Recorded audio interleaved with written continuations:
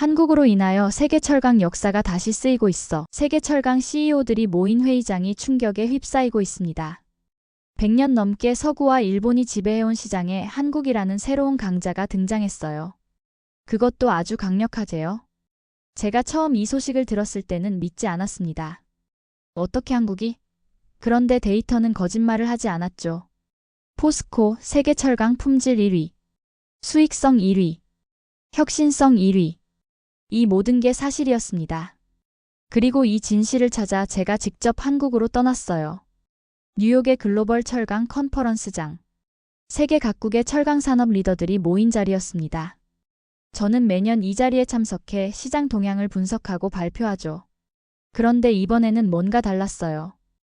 회의장 분위기가 이상했습니다. 포스코? 그게 뭐지? 한국이 철강을 한다고? 미국 철강협회 회장인 톰 핸더슨이 코웃음을 쳤어요. 한국은 그냥 반도체나 만들지. 철강은 우리 분야야. 독일의 크루프스틸 CEO인 한스 밀러가 자신만만하게 말했죠. 저는 조용히 노트북을 열었습니다. 지난 6개월간 모아온 데이터들이 화면을 가득 메웠어요. 수익률, 기술 혁신, 품질 지표. 모든 면에서 포스코는 상위권이었습니다. 신사숙녀 여러분. 제가 자리에서 일어나 목소리를 높였죠. 이 수치들을 보시죠. 대형 스크린에 포스코의 성장 그래프와 세계 점유율 차트가 떠올랐습니다. 회의장이 순식간에 조용해졌어요. 지난 10년간 포스코는 세계 최고의 기술력과 생산성을 갖추었습니다. 더 이상 우리가 리더가 아니에요. 침묵. 긴장된 침묵이 회의장을 가득 채웠습니다. 일본 대표인 사토 히로시가 자리에서 벌떡 일어났죠. 말도 안 돼. 한국이 어떻게 우리를 앞서? 불가능해요. 톰 핸더슨이 차가운 눈빛으로 저를 응시했습니다. 마이클, 자네 한국에서 뇌물이라도 받은 건가? 저는 웃으며 고개를 저었어요. 톰, 데이터는 거짓말을 하지 않아요. 이건 현실입니다. 회의장은 발칵 뒤집혔죠. 누군가는 분노했고 누군가는 충격에 빠졌습니다. 저는 그들의 반응을 이해했어요. 저 역시 처음 이 데이터를 봤을 때 믿기 어려웠으니까요. 마이클, 이 데이터가 사실이라면. 영국 철강협회 회장인 엘리자베스 테일러가 말했습니다. 우리는 큰 문제에 직면한 거네요. 저는 고개를 끄덕였죠. 맞아요. 이제 우리가 따라가야 할 상대는 한국입니다. 컨퍼런스가 끝난 후 저는 결심했습니다. 이 모든 것이 사실인지 확인하기 위해 직접 한국으로 가야 했어요. 철강은 제 인생이었고 이 산업에 대한 진실을 파헤치는 것이 제 사명이었습니다. 비행기 티켓을 예약하며 생각했죠. 과연 한국의 포스코는 데이터만큼 대단할까? 아니면 이건 그저 일시적인 성공에 불과한 걸까? 한국으로 떠나기 전 저는 아버지를 만나러 갔습니다. 브루클린의 작은 집. 76세의 아버지는 미국 철강 산업의 살아있는 역사였죠. 3대에 걸쳐 우리 가족은 미국 철강 산업을 지켜왔어요. 마이클, 무슨 말도 안 되는 소리야. 아버지는 화를 내셨습니다. 철강이 뭔지 알아? 철강은 역사야, 전통이라고. 거실 벽에는 할아버지, 아버지, 그리고 젊은 시절의 제 사진이 걸려 있었어요. 모두 철강 공장에서 찍은 사진들이었죠. 아버지, 데이터를 보시면. 제가 노트북을 꺼내려 했죠. 데이터? 아버지는 화를 냈습니다. 철강은 데이터가 아니라 피와 땀이야. 우리는 철강으로 뉴욕을 세웠다고. 아버지는 창문으로 다가가 바깥을 가리켰어요.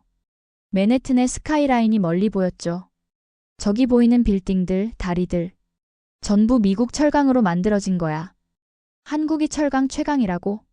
그날이 오면 지구가 망한 거지. 저는 아버지의 자존심을 이해했습니다.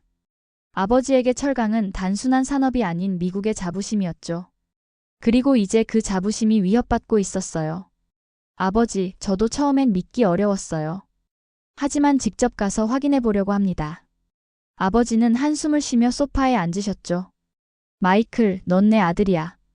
하지만 지금은 전문가로서 말해주길 바란다. 정말 한국이 우리를 앞섰어? 저는 솔직하게 대답했습니다. 데이터상으로는 그렇습니다. 하지만 직접 눈으로 확인하고 싶어요. 아버지의 눈에 실망감이 비쳤죠. 철강은 우리 가족의 피야. 넌 그걸 배신하고 있어. 가슴이 아팠습니다. 하지만 진실은 진실이었어요. 전문가로서 저는 사실을 직시해야 했죠. 한 달 후에 돌아와서 모든 것을 말씀드리겠습니다. 제가 틀렸다면 기꺼이 인정할게요. 아버지는 잠시 침묵하시더니 고개를 끄덕이셨습니다. 좋아. 가서 확인해봐. 그리고 진실을 가져와. 짐을 챙기며 생각했죠. 아버지의 세대에게 철강은 자부심이었다. 하지만 산업은 감성이 아닌 실력으로 평가받아야 해. 인천공항행 비행기에 오르며 저는 아직 의구심을 품고 있었어요. 정말 한국의 포스코가 그렇게 대단할까? 곧 그 답을 찾게 될 것이었습니다. 인천공항에 도착했을 때 첫인상은 충격 그 자체였습니다. 미국 공항과는 완전히 차원이 달랐어요. 거대한 유리천장, 반짝이는 대리석 바닥, 최첨단 자동화 시스템까지. 마치 미래의 도시에 온 것 같았죠. 한국의 관문이 이 정도라면 철강 산업은 어떨까? 기대와 호기심이 커졌습니다. 공항에서 수화물을 찾던 중 재미있는 일이 있었어요. 제 여행 가방이 컨베이어 벨트에서 나오지 않았거든요. 한참을 기다리다 공항 직원에게 도움을 요청했습니다. 죄송합니다만 제 가방이 안 나오네요. 영어로 말했죠. 그런데 그 직원의 반응이 인상적이었어요. 걱정 마세요. 즉시 확인해 드리겠습니다. 완벽한 영어로 대답하더니 태블릿을 꺼내 몇 번 터치했습니다. 불과 3분 만에 제 가방을 찾아줬어요. 어떻게 이렇게 빨리? 제가 놀라서 물었죠. 우리 공항의 수화물 시스템은 포스코의 특수 강판으로 만든 자동화 설비를 사용합니다. 효율성이 세계 최고 수준이죠. 직원은 자랑스럽게 말했어요. 첫 만남부터 포스코 이야기를 듣다니. 흥미로웠습니다. 서울역으로 이동해 KTX를 탔어요. 한국의 고속철도였죠. 출발 직전 차장이 열차 정시 출발을 알리는 방송을 했습니다. 열차가 정시에 출발합니다. 이 열차는 시속 305km로 달립니다. 305km라고요? 믿기 어려웠어요. 하지만 열차가 출발하자마자 느껴지는 부드러운 가속감이 이 말이 사실임을 증명했죠. 창밖의 풍경이 물감처럼 흘러갔습니다. 고층 빌딩들, 푸른 산맥, 황금빛 들판이 빠르게 스쳐 지나갔어요. 이 열차도 포스코 철강으로 만들어졌나요? 옆자리 대학생으로 보이는 청년에게 물었습니다. 네, 당연하죠. 레일부터 차체까지 대부분 포스코 제품입니다. 그는 마치 상식을 묻는 것처럼 웃으며 답했어요. 미국에선 이런 고속철도 없나요? 저는 쓴웃음을 지었습니다. 아니요, 우리는 이런 열차가 없어요. 정말요? 미국은 선진국인데? 그의 놀란 표정이 역설적으로 느껴졌어요. 옆자리 청년과 이야기를 나누다 보니 그가 포항공대 금속공학과 대학원생이라는 걸 알게 됐습니다. 포스코와 산학협력으로 연구를 한다고 하더군요. 기회가 된다면 저희 연구실에 한번 오세요. 포스코에서 지원하는 최첨단 장비들이 있어요. 미국에서도 보기 힘든 겁니다. 그의 자신감이 인상적이었어요. 미국의 대학생들은 철강 산업을 구시대적인 분야로 여기는데 여기선 최첨단 과학으로 접근하고 있었죠. 동대구역에서 내린 후 역 앞에서 작은 해프닝이 있었습니다. 포항행 버스표를 예매하려는데 신용카드가 작동하지 않았어요. 당황했죠. 죄송합니다. 다른 카드가 없는데? 난처한 상황이었습니다. 그때 뒤에 서 있던 중년 신사가 말을 걸었어요. 제가 도와드릴게요. 어디로 가세요? 포항이요. 포스코를 방문하러 가는 중입니다. 그 말에 신사의 눈이 반짝였습니다. 포스코요? 저도 포항 갑니다. 제가 표 사드릴게요. 제가 감사하다고 하자 그분은 손을 저었습니다. 외국에서 포스코를 보러 오셨다니 영광입니다. 우리 국가 자부심이니까요. 버스 안에서 그 신사와 이야기를 나눴습니다. 알고 보니 포스코 협력업체 사장님이셨어요. 제가 25년간 포스코와 일해왔습니다. 덕분에 아이들 대학도 보내고 집도 샀죠. 포스코는 우리 지역 경제의 심장입니다. 신사는 자신의 사업 이야기를 들려주셨어요. 포스코의 엄격한 품질 기준을 맞추기 위해 얼마나 노력했는지, 그리고 그 덕분에 회사가 얼마나 성장했는지를. 그분의 이야기는 단순한 비즈니스 관계를 넘어 한국과의 산업 생태계가 어떻게 형성되는지 보여주는 생생한 증거였습니다. 미국에서는 철강 산업이 쇠퇴하고 있다면서요? 신사가 물었습니다. 네, 안타깝게도 그렇습니다. 솔직히 대답했어요. 왜 그럴까요? 철강은 모든 산업의 기초인데. 그분의 표정에 진짜 의아함이 묻어났습니다. 좋은 질문이었습니다. 저도 이번 여행에서 그 답을 찾고 싶었죠. 포항에 도착했을 때는 이미 저녁이었습니다. 호텔로 가기 위해 택시를 탔어요. 택시 기사님은 70대로 보이는 노신사였습니다. 포스코 방문하러 오셨나요? 기사님이 백미러로 저를 보며 물으셨어요. 네, 맞습니다. 어떻게 아셨죠? 기사님이 웃으셨습니다. 외국인이 포항에 오면 대부분 포스코 때문이죠. 50년 넘게 이 도시에 살았으니 그 정도는 압니다. 포스코가 생기기 전 포항은 어땠나요? 궁금했습니다. 그냥 작은 어촌이었죠. 가난했어요. 제가 젊었을 때는 먹고 살기 힘들어 서울로 일하러 갈까 생각도 했습니다. 그런데 포스코가 들어서면서 모든 게 바뀌었어요. 창밖으로 번화한 포항 시내가 보였습니다. 밝은 네온사인, 높은 아파트들, 붐비는 식당들. 이 모든 것이 포스코 덕분인가요? 제가 물었어요. 100% 그렇습니다. 포스코가 없었다면 이 도시도 없었을 겁니다. 포스코는 단순한 회사가 아니라 우리의 삶 자체예요. 택시 기사님의 말씀에 깊은 인상을 받았습니다. 미국에서 철강 회사는 그저 일자리를 제공하는 기업일 뿐이었어요. 하지만 여기서 포스코는 도시의 정체성이자 국가의 자부심이었습니다. 호텔에 도착해 체크인하는데 프런트 직원이 제 명함을 보더니 눈을 크게 뜨더군요. 철강 컨설턴트이신가요? 내일 포스코 방문하시나요? 네, 맞습니다. 운이 좋으시네요. 내일은 포스코 창립 기념일이라 특별 행사가 있어요. 포항 시민들에게 공장을 개방하는 날이거든요. 구경하시면 좋을 겁니다. 이것도 문화 충격이었습니다. 미국에서 철강 공장이 시민들에게 개방된다. 상상도 할 수 없는 일이었죠. 호텔 방에 들어와 창문을 열었습니다. 멀리 포스코 제철소의 불빛이 밤하늘을 밝히고 있었어요. 거대한 불기둥과 빨갛게 달아오른 용광로가 마치 살아있는 생명체처럼 보였습니다. 내일은 어떤 광경이 펼쳐질까? 기대감에 쉽게 잠들지 못했어요. 저는 반신반의했습니다. 미국에서도 철강 회사를 자랑스러워하는 시민은 드물었죠. 더구나 택시 기사가. 포스코가 그렇게 대단한가요? 제가 물었어요. 모르시는군요. 포스코 없었으면 한국 경제도 없었어요. 우린 그걸 잊지 않습니다. 흥미로웠습니다. 단순한 기업을 넘어 국가 정체성의 일부가 된 기업이라니. 미국에서는 상상하기 어려운 일이었죠. 드디어 포항에 도착했습니다. 택시에서 내리며 주변을 둘러봤어요. 이런 작은 도시의 세계 최고의 철강 회사가. 그런데 택시가 떠나고 제 앞에 펼쳐진 광경은 충격 그 자체였습니다. 끝없이 펼쳐진 제철소. 하늘을 찌르는 수십 개의 굴뚝. 거대한 항만과 쉴 새 없이 움직이는 크레인들. 바다로 이어지는 거대한 선박들.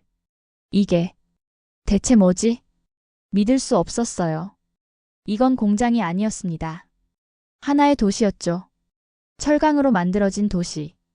포스코 홍보팀의 김민수 부장이 저를 맞이했습니다. 마이클 스튜어트님, 미국에서 오신 걸 환영합니다. 이게 다 포스코인가요? 저는 아직도 충격에서 벗어나지 못했죠. 김민수 부장이 웃었습니다. 네, 이건 포스코 포항제철소의 일부일 뿐입니다. 더 둘러보시겠어요? 공장 내부로 들어서자 더 놀라운 광경이 펼쳐졌어요. 최첨단 자동화 시스템, 정밀하게 움직이는 로봇들, 빛나는 용광로.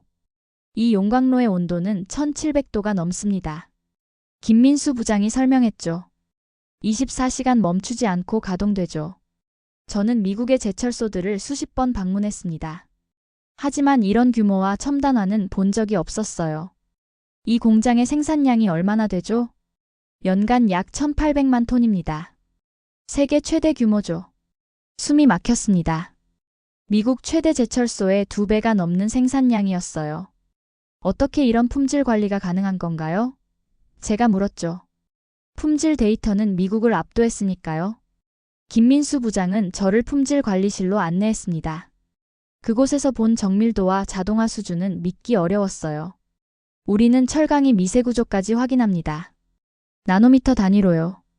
저는 기술자와 엔지니어들을 인터뷰했습니다. 그들의 자부심과 열정이 놀라웠어요. 이들에게 포스코는 단순한 직장이 아니었죠. 인생이었습니다. 우리는 세계 최고의 철강을 만듭니다. 30년 경력의 박정훈 엔지니어가 자랑스럽게 말했어요. 그게 우리의 사명이죠. 하루 종일 공장을 둘러보고 호텔로 돌아왔습니다. 머릿속이 복잡했어요. 지금까지 본 것은 제 예상을 완전히 뛰어넘었습니다. 데이터는 거짓말하지 않았어요. 오히려 실제는 데이터보다 더 인상적이었죠. 노트북을 열고 오늘 본 것들을 정리했습니다. 포스코는 단순한 철강 회사가 아니다. 이건 철강 도시다. 그리고 이 도시는 세계를 장악하고 있다. 다음 날 아침 저는 포스코 역사관을 방문했습니다. 김민수 부장이 안내해 주셨죠. 이 사진들 좀 보세요. 김민수 부장이 흑백 사진들을 가리켰어요. 이게 포스코가 시작된 1968년입니다. 제가 본 사진에는 황무지와 텐트에서 생활하는 근로자들의 모습이 담겨 있었어요. 어제 본 거대한 제철소의 모습과는 상상할 수 없을 정도로 달랐죠. 이게 시작이었다고요? 저는 놀라움을 감추지 못했습니다. 네. 이 땅에는 아무것도 없었어요. 그저 바다와 모래뿐이었죠. 역사관을 천천히 둘러보며 포스코의 역사를 배웠습니다. 1960년대 한국은 세계에서 가장 가난한 나라 중 하나였어요. 1인당 국민소득이 $80. 상상이 되지 않았죠. 어떻게 이런 상황에서 제철소를 건설했나요? 제가 물었습니다. 일본의 점령에서 해방된 후 한국은 경제적으로 아무것도 없었어요. 그런데 박정희 대통령이 철강이 국가의 근간이라고 생각했죠. 제 머릿속에 아버지의 말이 떠올랐어요. 철강은 국가의 뼈대다. 아버지와 박정희 대통령의 생각이 같았군요. 하지만 자금이 부족했습니다. 세계은행도 융자를 거절했어요. 한국의 제철소는 사치다. 자전거나 더 만들라고요. 저는 깊은 인상을 받았습니다. 모두가 불가능하다고 말할 때 시작한 도전이었죠. 그래서 어떻게 했나요? 일본의 배상금을 요구했습니다. 그 돈으로 초기 자본을 마련했죠. 그리고 온 국민이 힘을 모았어요. 1973년 첫 용광로 화입식 영상을 봤습니다. 붉은 쇳물이 흘러나오는 순간 모두가 환호하고 울었어요. 그 장면은 단순한 산업적 성취가 아니었습니다. 한 나라의 운명이 바뀌는 순간이었죠. 포스코는 한국의 산업화를 이끌었습니다. 자동차, 조선, 건설. 모든 산업의 기반이 되었죠. 저는 서서히 이해하기 시작했어요. 포스코는 단순한 기업이 아니었습니다. 국가 재건의 상징이었죠. 그래서 택시 기사까지도 포스코를 자랑스러워했던 거예요. 미국에선 철강이 쇠퇴산업으로 여겨집니다. 하지만 여기선 달라 보이네요. 김민수 부장이 고개를 끄덕였습니다. 우리에게 철강은 과거가 아닌 미래예요. 끊임없이 진화하고 있죠. 역사관을 나오며 생각했습니다. 아버지, 당신이 본다면 어떤 생각을 할까? 이 열정, 이 헌신. 우리가 잃어버린 것들이 아닐까? 포스코의 역사는 단순한 기업의 역사가 아니었어요. 한 국가가 가난에서 벗어나기 위한 필사적인 도전이었죠. 그리고 그 도전은 성공했습니다. 제 마음이 움직이기 시작했어요. 다음 날 저는 포스코 연구개발센터를 방문했습니다. 이곳에서 포스코의 미래가 설계되고 있었죠. 우리 연구원은 1000명이 넘습니다. 연구소장인 이진우 박사가 말했어요. 연간 예산만 5천억 원이 넘죠. 저는 놀랐습니다. 미국 대부분의 철강 회사들은 연구개발 예산을 줄이고 있었거든요. 그런데 포스코는 증가시키고 있었어요. 왜 이렇게 연구개발에 투자하나요? 제가 물었죠. 철강은 기초산업입니다. 우리가 얼마나 좋은 철을 만드느냐에 따라 한국의 모든 산업이 결정되죠. 연구실을 하나씩 둘러봤습니다. 나노 소재부터 친환경 제철 공법까지 최첨단 연구들이 진행되고 있었어요. 이건 우리가 개발 중인 방산용 특수강입니다. 한 연구원이 자랑스럽게 설명했죠. 방산용이요? 네. 포스코 철강 없이는 한국 방산도 불가능합니다. 군함, 전차, 전투기, 미사일까지. 방산용 특수강은 전부 포스코 제품이에요. 저는 깜짝 놀랐습니다. 말도 안 돼. 그럼 미국도 한국 철강을 사용한다는 건가요? 연구원이 웃으며 고개를 끄덕였어요. 네. 미국 해군도 이미 우리 철강을 사용하고 있습니다. 품질이 우수하니까요. 이어서 조선용 특수강 연구실로 이동했습니다. 한국은 세계 조선 시장의 40% 이상을 차지하고 있었어요. 그리고 그 배들은 모두 포스코 철강으로 만들어졌죠. 세계 10대 조선소 중 7개가 한국 기업입니다. 그리고 그들은 모두 우리 고객이에요. 자동차용 강판 연구실도 인상적이었습니다. 초경량 고강도 강판은 세계 최고 수준이었죠. 현대, 기아, BMW, 벤츠 모두 우리 강판을 씁니다. 특히 안전이 중요한 부분이에요. 데이터 센터로 이동했습니다. 그곳에서 포스코의 세계 시장 점유율 화면을 봤어요. 우리 제품은 69개국에 수출됩니다. 특히 고부가가치 제품 시장에서는 세계 1위예요. 저는 할 말을 잃었습니다. 제가 지금까지 알고 있던 세계 철강 산업의 지형이 완전히 바뀌었어요. 더 이상 미국과 유럽이 중심이 아니었죠. 한국이었습니다. 가격 경쟁력은 어떤가요? 마지막 의문을 던졌죠. 중국보다는 비싸지만 품질 대비 가격은 세계 최고입니다. 그래서 프리미엄 시장을 지배하고 있죠. 호텔로 돌아오는 길 깊은 생각에 잠겼습니다. 미국의 철강 산업이 쇠퇴하는 동안 한국은 끊임없이 혁신하고 발전했어요. 결과는 명백했죠. 이제 세계 철강의 중심은 한국이었습니다. 노트북을 열고 아버지에게 이메일을 썼어요. 아버지, 제가 틀렸습니다.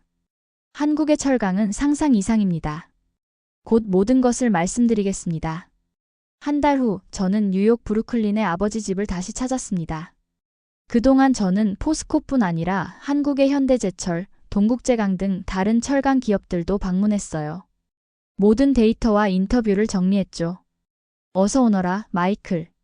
아버지가 문을 열어주셨습니다. 한 달 전보다 더 늙어 보이셨어요. 거실에 앉아 커피를 마시며 저는 모든 것을 설명했습니다. 포스코의 역사, 기술력, 연구개발, 세계시장 점유율. 그럼 정말 한국이 최고란 말이냐? 아버지의 눈에 복잡한 감정이 교차했어요. 네, 아버지. 적어도 고급 철강 분야에서는 한국이 세계를 지배하고 있습니다. 아버지는 창밖을 바라보며 한참 동안 침묵하셨죠. 뉴욕의 스카이라인이 저녁 노을에 붉게 물들고 있었어요. 마이클, 내가 30대였을 때 아버지가 천천히 말씀하셨습니다. 미국 철강은 세계를 지배했다. 어떤 나라도 우리를 따라올 수 없었지. 알고 있습니다, 아버지. 그런데 우리는 어디서 잘못된 걸까? 깊은 질문이었어요. 저는 한국에서 보고 배운 것들을 떠올렸습니다. 우리는 혁신을 멈췄어요. 세계가 변하는데 우린 계속 같은 방식으로 일했죠. 반면 한국은 그들은 생존을 위해 혁신했습니다. 그게 차이였어요. 아버지의 눈에 슬픈 빛이 어렸지만 이내 결연한 표정으로 바뀌었죠. 그렇다면 우리도 배워야겠구나. 저는 놀랐습니다. 완고하던 아버지의 생각이 바뀌다니요. 아버지? 마이클, 나는 늙었다. 하지만 너는 젊어. 미국 철강 산업을 다시 일으킬 수 있어. 한국에서 배운 걸 여기서 실천해. 아버지는 자존심이 강한 분이셨지만 진실 앞에서 겸손해질 줄 아셨어요. 제가 한국에서 배운 가장 중요한 것은 기술력과 자부심입니다. 그들은 철강을 단순한 금속이 아닌 국가의 근간으로 봤어요. 그래서 포기하지 않았죠. 아버지는 천천히 고개를 끄덕이셨습니다. 그래. 우리도 그랬었지. 철강은 미국의 자부심이었어. 저는 노트북을 열고 제가 준비한 보고서를 보여드렸어요. 이건 제가 쓴 미국 철강 부활을 위한 전략입니다. 한국에서 배운 것들을 담았어요. 아버지는 안경을 쓰고 진지하게 보고서를 읽기 시작하셨습니다. 그리고 마지막 페이지를 덮으시며 말씀하셨죠. 마이클, 네가 맞았다. 이제 우리가 한국을 배워야 할 때구나. 창밖으로 뉴욕의 불빛이 하나둘 켜지기 시작했습니다. 저는 생각했어요. 황무지에서 시작해 세계를 지배한 한국 철강. 이제 세상은 한국을 따라가고 있다. 황무지에서 일으킨 오늘의 대한민국의 저력이 느껴지는 사연이었습니다. 더 좋은 사연으로 다음에 찾아뵙겠습니다. 행복하세요.